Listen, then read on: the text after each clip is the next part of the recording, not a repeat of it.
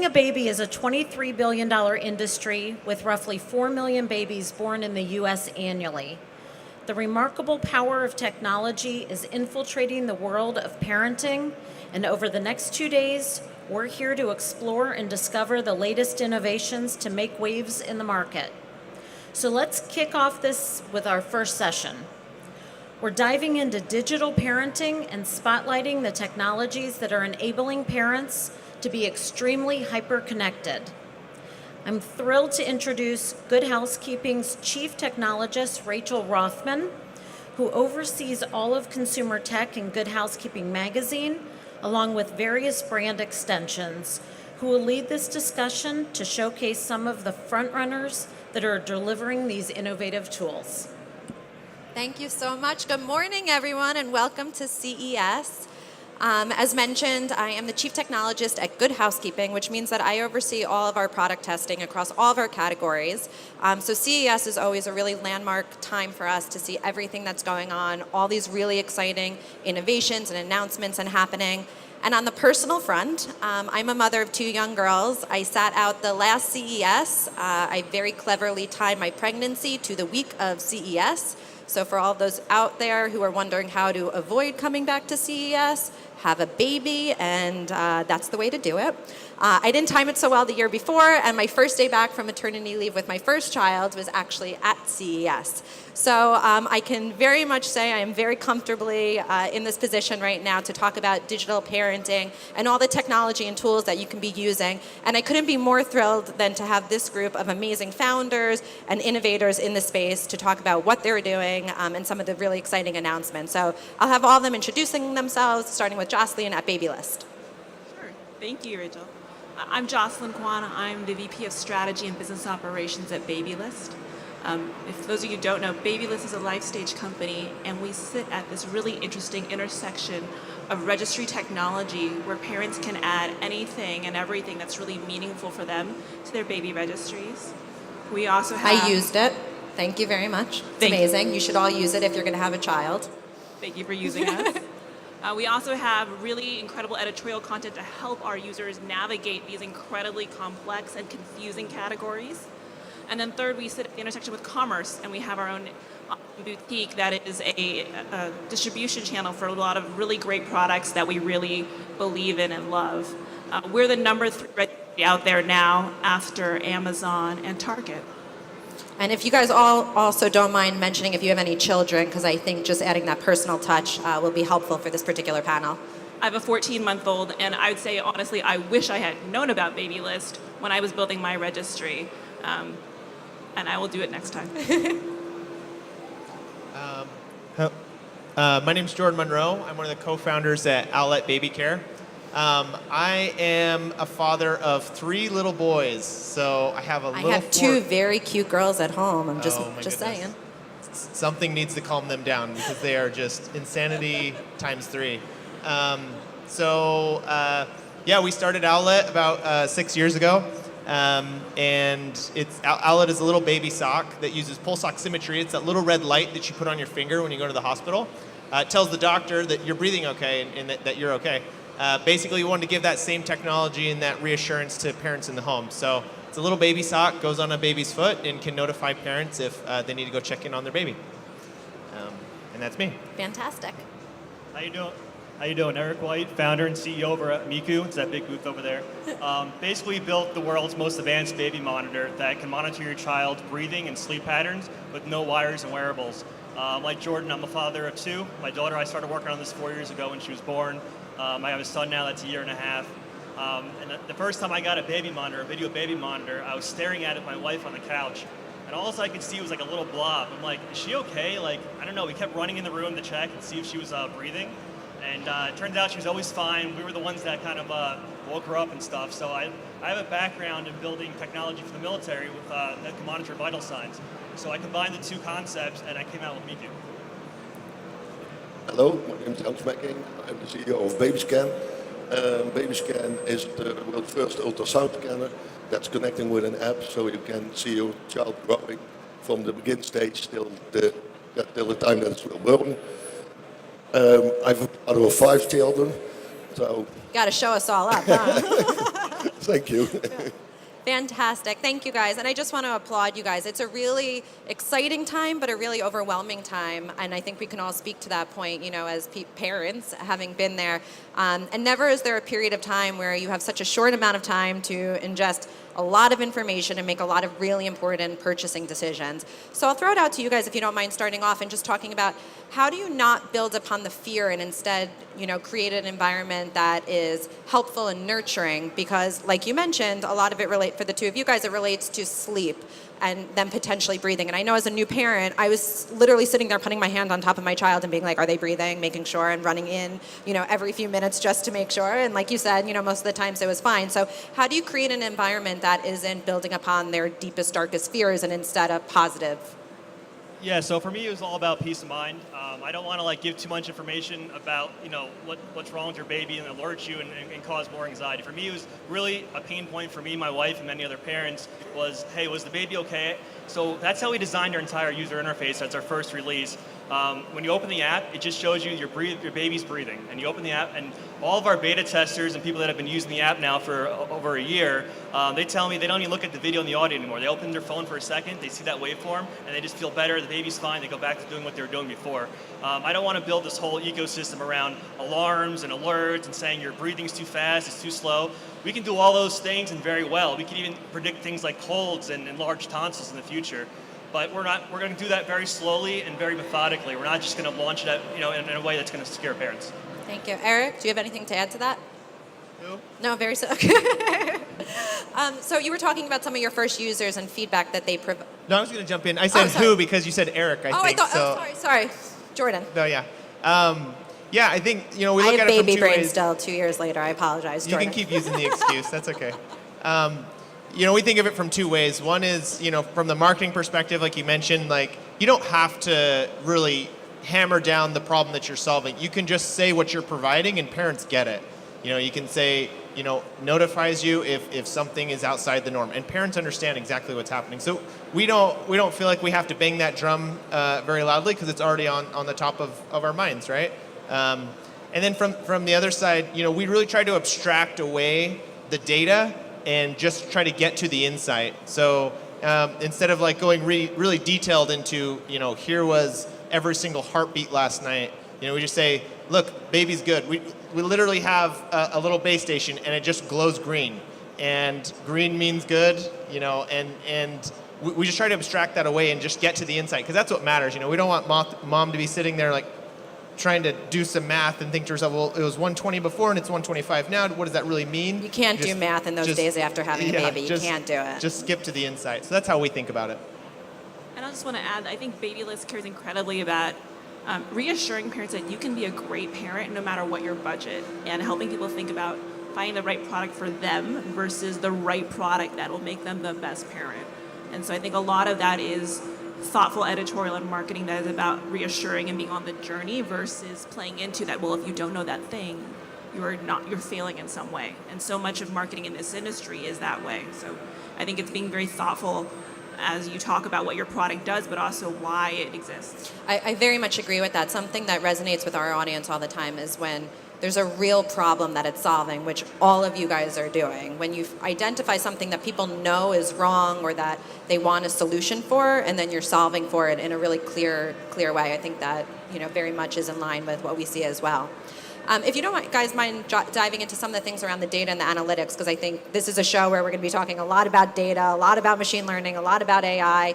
Has there been any kernels of information that any of you guys have found that you were either surprised by or moved by or kind of like an aha moment?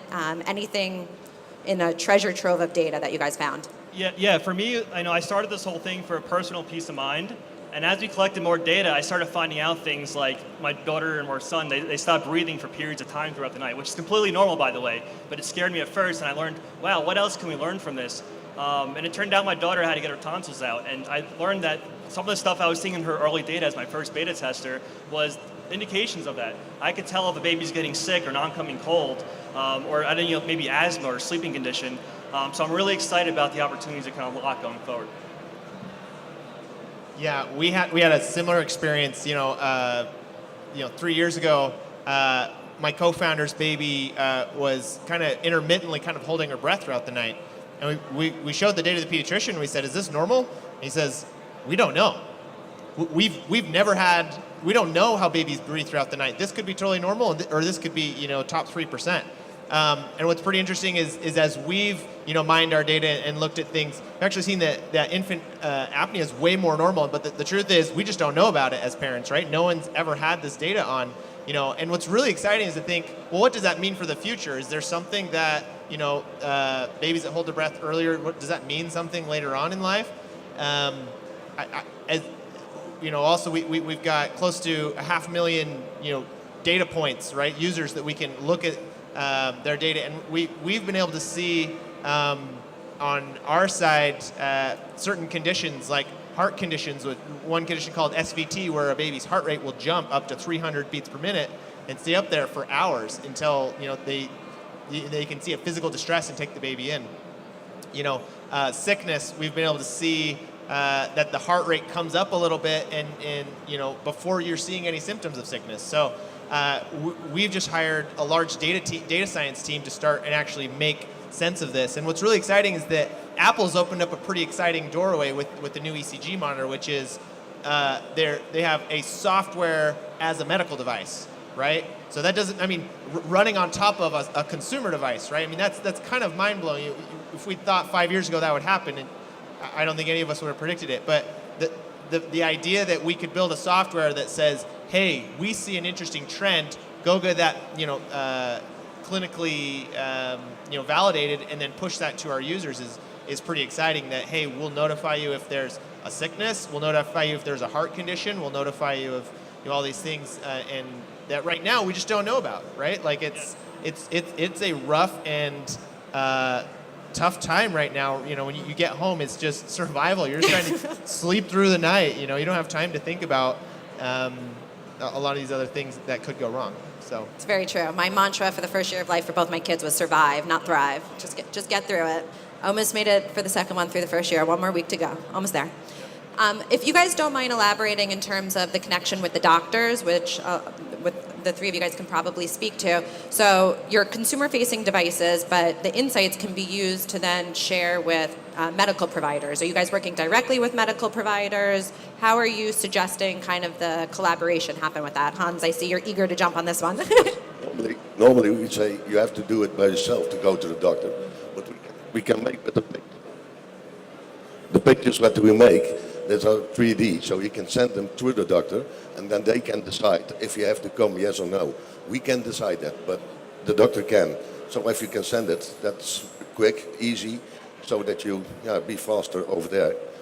I'm contemplating getting pregnant right now just to use your device. I want you to know. My husband, I hope he's not listening right now because he's not going to let me in bed with him when we leave here. I'm working towards the 5 number. Yeah, so we're in a 5,000-hour IRB-approved clinical study in the neonatal intensive care unit. And what we do is we have our monitor on an IV pole mounted over the baby while the baby's wired up to the patient monitor in the hospital. And we've designed our alarm system to work the same as the patient monitor. And what happened is a lot of parents came up to me and they said, once my baby's off all this life-preventing technology or life-saving technology that's monitoring my baby, what do I do when I go home? They said, how do I get this device? So now we're trying to do a partnership with the hospital where you start getting used to your MICU in the NICU. You can log in and see your baby while it's there and it's premature. And then when you come home, you take the MICU with you and you learn about the interface ahead of time. Amazing. Anything else in terms of partnerships? I know it's a space you have to be kind of sensitive in terms of the data and what you're sharing. But are there any other partnerships that you guys see on the horizon, or people that you're looking forward to work with? Jocelyn, you too. You obviously partner with troves of different people. Are there any collaborations that you're really excited about? Mentioning, Apple and sensors that they're having. So any integration or touch points or brands you guys are excited to work with? Big, broad, open question. Yeah, I think a large macro kind of partnership that needs to happen that you're kind of hinting toward is that there needs to be this bridging the gap between these sensors that are seeing some pretty insightful things at home and connecting that with the doctors. And I think that's going to take clinical studies, like you said, and just some time. But I think that's going to be a really amazing time when, because you care so much about your child, and you've got you don't see the doctor for a few months, right? At first it's 2 weeks, and after that it's every few months. It's nerve-wracking. Yeah, and so the fact that there's so much more data at home now than there is there, and being able to bridge that gap is going to be a really amazing time, and I'm really excited for it. But that's, I think, from a macro view, what's pretty exciting. I think similarly, the one thing I'm really excited about the user data we have is that we see 20 million plus registry items added, and we know what they are, when they're added, what brands and what categories. And so we use that and we see patterns such as when smart monitors pick up, all of a sudden the price points for monitors we're seeing added, what brands they're from. So we're seeing the adoption happen even before the sales are being realized. So I think that there's a lot of potential there to work more closely with up-and-coming brands and technologies that are trying to reach market and trying to look for when will that point tip with their consumers so they can really see pickup. I think to that point, like you're saying, you can monitor the intent of people, not even just the purchase, which I think is hugely interesting. Are there certain other categories that you're seeing? Baby monitors is obviously a huge one. Are there other ones that you're surprised by that are kind of picking up steam, that are almost at that tipping point, that inflection point? Actually, we're going to launch a insight study in about 4 weeks that actually talks exactly about those things, so stay tuned. I think the really interesting thing is people start this journey about baby products 6 months before baby shows up. And there's this really long consideration period. Some people even before. Even before. There's definitely people who are just looking, planning years ahead. And understanding what it takes to make it to the list of consideration and not get kicked off, because actually 50% of items added to those registries are deleted. So how do you first get aware with your consumer and actually stay in the consideration set as they're adding and trimming and editing and finally making the cut to be in the home with you and baby? Something that we find is that safety is the number one most important thing when it comes to the baby space, which isn't the case in a lot of other categories. Are there other kind of themes that you're seeing, price sensitivity, or it needs to have certain features? Are there other kind of like key things that are resonating with consumers that you can share? Yeah, I would say one of the key trends we notice, especially, and I think speaks to the success of these other folks here, is that categories that have seen high innovation are seeing people willing to pay for that innovation. And other categories where we really haven't seen much happen are seeing stagnation or price compression, right? Monitors have seen tremendous growth in the last year. Because there's so much innovation happening in the space. Exactly. And you can just name off the top of your head all the other baby categories that really haven't changed in the past 30 years. The form factor and the functionality isn't that different than what your parents used. So kind of jumping around a little bit, but on that topic, what was the one baby product that you guys literally couldn't live without? Or that you were really surprised by? For me, I'm very excited to try all of your products on my next go-around. But I happen to really love the Duna. I don't know if any of you guys are familiar with it. And that was more about form factor, which was an innovation in and of itself, less a technology-driven one. But for all of you parents out there, if you have a kid under the age of 1, it's a car seat that converts from a car seat into a stroller. So it's like an all-in-one, and it's fantastic, particularly for travel, or if you live in New York City like me and you're like jumping in and out of cabs. So I couldn't have even predicted I would love/need this device, but it became indispensable to me. Is there something that you guys all found indispensable in your parenting journey? Yeah, for me it was the Four Moms rocker. Like, my kid loved that thing, and both my kids loved that thing. My kid would stay in there for hours, and then that also motivated me to figure out how we can do like the monitoring, the vital signs and stuff while he was in the rocker. So it was a great. So you product. owe a lot to Four Moms right now. I'm all in. Yeah, exactly. A lot of inspiration came out of there. Anyone else? I think the baby monitor, that you can look at it. Yeah. For me, I live in a New York City apartment, so I can just have an audio one if I'm not monitoring all their vitals and stuff, because you can hear anything inside a New York City apartment. So, anyone else? Any favorites? So let's flash forward now. Let's say 15 years, 20 years, 30 years down the line. We're done having our own kids. Maybe we're having grandkids, great-grandkids, whatever have you. Is there a category, we've been kind of talking about things that are coming in the pipeline. Is there an area that you're super excited and think is still ripe for innovation that will hopefully be solved by then? Pumping. I think Preach. any working mom out there, or any mom out there, thank you for the hands up. Pumping. I pumped for 12 months, and it's the most inconvenient thing. And we could do so much better for moms, and also by taking care of moms better, do better for baby.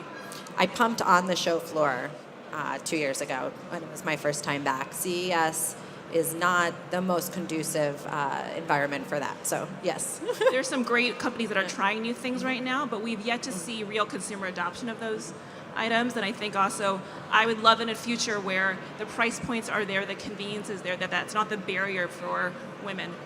Another area that I'm really excited about innovation in, so if any of you innovators want to jump on top of this one, is monitoring all the poops, the feeds, the everything. There are definitely some innovations taking place in this space, but I'm a technologist, I'm a mechanical engineer, and I still found pen and paper to be the best route for it. So anyone out there, I do a call to all of you as well as all of you up here, but that's an area that I'm excited about kind of improvement. So pumps, poop, anything else? For me, it's preventative healthcare. So right now we have a reactive medical society where you wait until you have a heart attack or a condition before you go to the hospital. I'm excited about all the monitoring, not just for babies, but our technology applies to people of any age, elderly care, sleep apnea, COPD. With these monitors, you could preventatively find out that you might have a problem such as a heart failure or sleep apnea and deal with these issues before they can become a real problem for you. So I'm really excited about that. Yeah, I obviously believe monitoring is going to become massive, and I feel it'll be 100%. But what I'm most excited about, even though that's my business, I hope someone solves the sleep problem. Like, how is it for the parents or for the kids or for everyone? Everyone needs to sleep. Like, it's 2018, and we still, like... What is sleep? We do not sleep. Like, that first whole year, it's just absolutely horrible. So if someone could solve that, I would give you everything I own, so... In terms of where your companies are going, so you're mentioning you're expanding to different demographics and see it evolving in that way. Where do you guys see Hans, where do you see kind of the next iteration or growth in terms of your company, where it's going? Yeah, I mean, we're already working on other products in the sleep space, like sleep monitoring, sleep apnea, elderly care is a huge one. People who have memory issues and things like that. The state of the union right now for assisted living is really bad. I mean, they basically have clickers and motion sensors. My grandmother was in one of these facilities. She fell on the floor with a broken hip, and she laid there for 3 hours. No one knew. I mean, I think there's a lot of innovation, and the technology exists to do it. We just have to make it happen. Fall detection is actually one, for those who haven't been on the show floor, there's actually a lot of devices right now. Apple, obviously, with what they're doing and making it more mainstream and consumer friendly, but several companies are actually working in that space right now. So it's an area that I kind of have my eye on and I'm really excited by. And Hans, I didn't mean to interrupt you, but if you want to dive into some future things that you're seeing. What we are going to do is we just launched it today. We will deliver it from the end of April worldwide, so everyone can enjoy it then. And that's the most important thing right now. We just announced today, actually, a pregnancy monitor. So, you know, we go on 2 CES awards. It's there at our booth. Do you mind elaborating on what pregnancy monitor means in this particular instance? Yeah. So 2 years ago, we said, you know, my wife's a labor and delivery nurse, and we looked at, you know, this is kind of crazy. Every time we get out of our OB appointment, we feel great. Like, we are so excited about this pregnancy, and then the anxiety kind of builds. You're calmer when you leave. Yeah. We were great. In the world of pregnancy, it was great. But, you know, as you got farther and farther away until the next appointment, you know, you just start to stress about things. And we said, we want that feeling right after the OB appointment to be every single day. So we said, let's build a band that you can't even tell there's sensors in there, that's collecting fetal heart rate, fetal movement, and maternal sleep position. And let's see if we can build something like that. It was 2 years of pounding our head against, you know, the limits of silicon and what was possible, but we actually launched it today. It's over at our booth. It's really exciting. I'd love for people to go see just how thin the sensors are and how we got that technology together. But you know, that's something we're really excited is to open up monitoring into pregnancy. Fantastic. I'll just take pause to mention we have 3 founders up here who just launched products less than an hour ago, and I'd say they're all very relaxed and chill up here. But it's really fantastic. That is what CES is, literally launching innovations that are going to be changing, you know, pregnancy, post-pregnancy, the journey leading to pregnancy. So I think it's really super exciting. Is there anything that we didn't really mention that you guys want to talk about in regards to your product, kind of a take-home or something you guys are really excited about? I'm pretty excited about our exhibit, actually. You should go check it out. You can lay inside there, and you can breathe in and out, and the sound and the light start changing colors. And it was meant to demonstrate the power of our technology, but it's actually a really good meditation booth. Like, you go in there, you do the meditation for 10 minutes, you walk out, and you feel great. So highly recommend you try it out. It's right over there. I'll just add, I'm excited to dig into more consumer data. Like, I think the insights we get from what people are adding and what people want means that we have the opportunity to meet that need and really respond to consumer needs in a way that is the mystery is like, hopefully less of the mystery is there now, and we should do a better job of innovating to actually solve problems. So I'm excited to see even more of that happen, and our data scientist team is building out to actually do that work. It is really exciting, and I love that everything's becoming more proactive, like we're saying, and like we're just at the infancy of baby technology. Any of you guys have predictions around, when are we going to hit the point where we're in kind of the golden age of baby technology? I don't think that we're there yet. I think you guys are all doing a really great job on the road to it, but is it 5 years out? Is it 10 years out? I think we're just coming out of the dark age, so we're a ways away from the entering golden age for enlightenment. sure. Yeah. I mean, when we were going to the ABC Kids is the show for similar to CES for infants, and it's 4 decades behind, right? Like it is just barely starting, I feel, and I'm pretty excited about it. I have to say, I think the auto space is probably the only other space that is lagging as far behind in technology as the baby space. I think one of the critical things in it is, you really needed more diversity in the space. I think you have more female founders, not necessarily here, but I know a lot of you guys have partners that are female, and you're working with your wife and hearing insights from it. So it's really an exciting time where things are just starting to happen, and I'm almost bummed that I'll be out of the the baby space parenting boom while all this amazing innovation is happening. Sorry, I didn't mean to cut you off, Eric. Did you want to add anything in terms of your predictions? No, I mean, I think it's always going to keep getting better and better. I don't think there's ever a point where we're going to stop innovating. That's what's great about humanity, right? We're just going to keep making things better and better. The technology, the main trend in technology is that it's going to start to disappear, right? Before you know it, you're going to be monitored all the time. You're going to know if you have to go to the doctor before anything happens, and you're not even going to know you're wearing a sensor. Eventually, it'll just be inside you probably at that point. Ingestibles. Exactly. So I wanted to open up to the audience if you guys have any questions. For any of the panelists up here, more general, just in regards to how things are going, where things are going. It's a really exciting space, just by looking outside and seeing it's literally standing room only here. So we obviously have a lot of people that are interested in this. So if anyone wants to raise their hand with a question. For the founders up there, what do you see as your most important way of getting to market? Is it through big chain stores? Is it through the internet, through Amazon, through Indiegogo? What's your best way of getting your product to parents? For us, I think it's different for every brand. For us, we were building a product that no one had ever heard about, and so I remember we did this test with Google Ads. We spent a bunch of money, and a user was Googling baby monitor. They would see this sock thing, and they'd be like, "Whoa, wrong website," and they would just totally leave. It cost us like $1,000 to get one customer. It was ridiculous. So there's for different brands, there's different things. For us, we had to really build awareness and build understanding. So we had to do a lot of video marketing and Facebook marketing to help people understand, what is this thing, and then the demand would kind of come. So for us, it was all about building the brand. Yeah, I think it's definitely brand storytelling. You don't want to go in there with feature 1, feature 2, feature 3. You kind of want to show the father traveling around the world that could see his baby from anywhere in the world, or the new parents that are putting the baby in the crib for the first time, and they're very nervous, and they look at the app, and they're reassured the baby's okay. So I think it's all about the storytelling, and once you tell that story well through any kind of media, the awareness will get out there. That's what us the same. We will create the awareness and then give it to the market, to the different distributors, and then to the stores.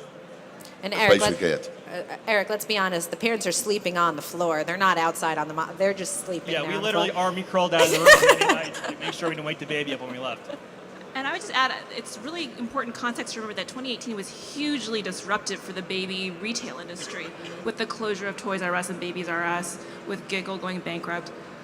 It means that the average parent doesn't have a baby specialist retailer to walk into and be consulted on these dozens of categories they're new to the way they used to be. So online direct channels, which I think a lot of you guys have done, as well as distribution through non-baby specialists, have been the way that a lot of new brands have entered market.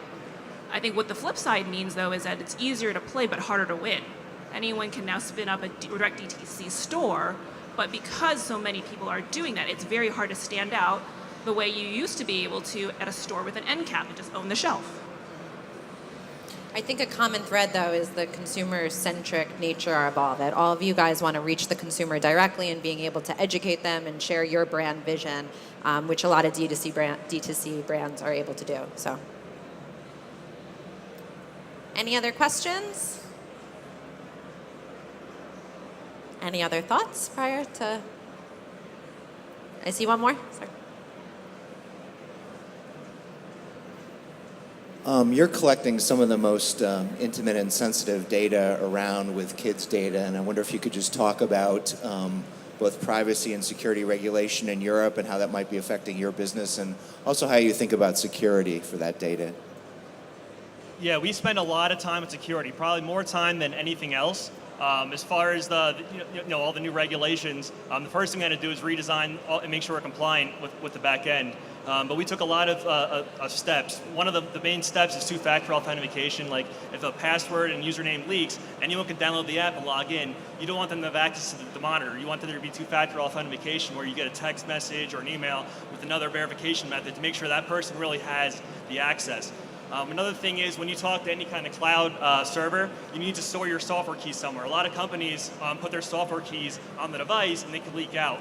So we are one of the first IoT devices that use a crypto chip security. So all of our keys are on a piece of hardware that no one ever has access to the keys, and the chip is actually soldered to the board, and no one has access. So we've taken a lot of precaution, and most of my team's focus is on security.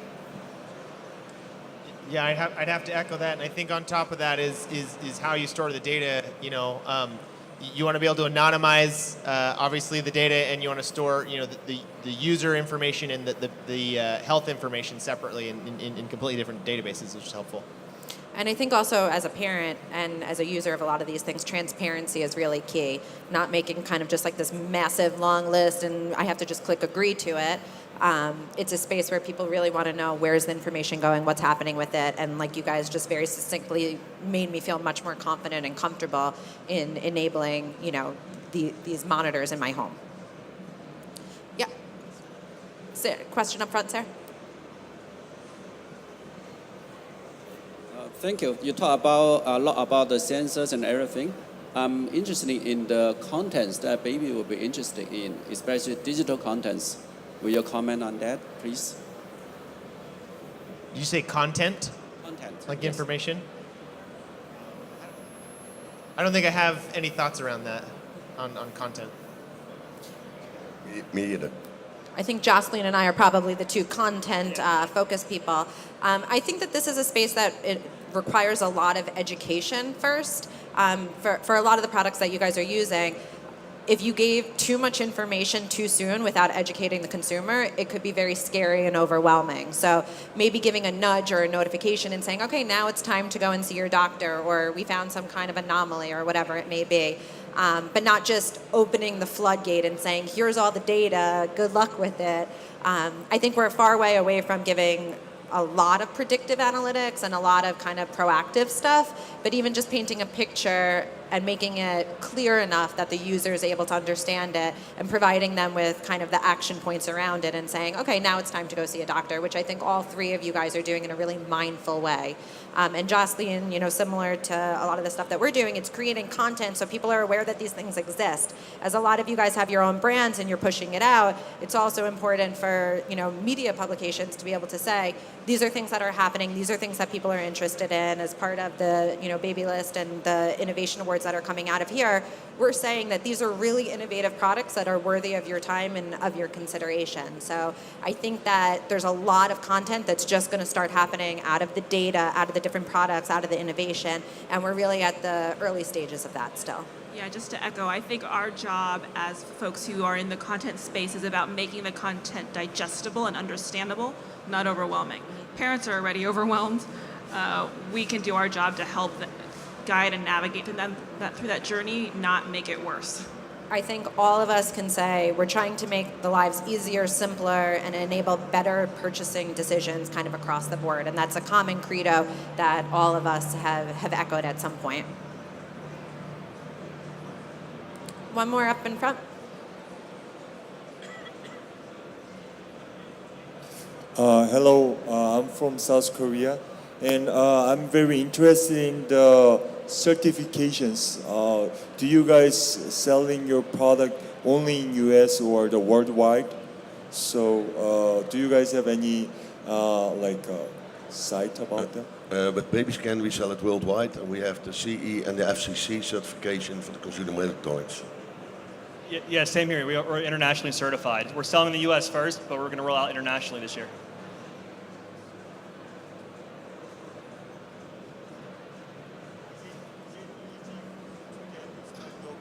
Medical certification? That's more of a roadmap. So you start as a consumer device, and then you have to participate in clinical studies, which we are. So the first year or two is just doing these studies, validating your new sensor against pre-existing sensors, and then eventually get the FDA certification. That's kind of our roadmap to getting to that.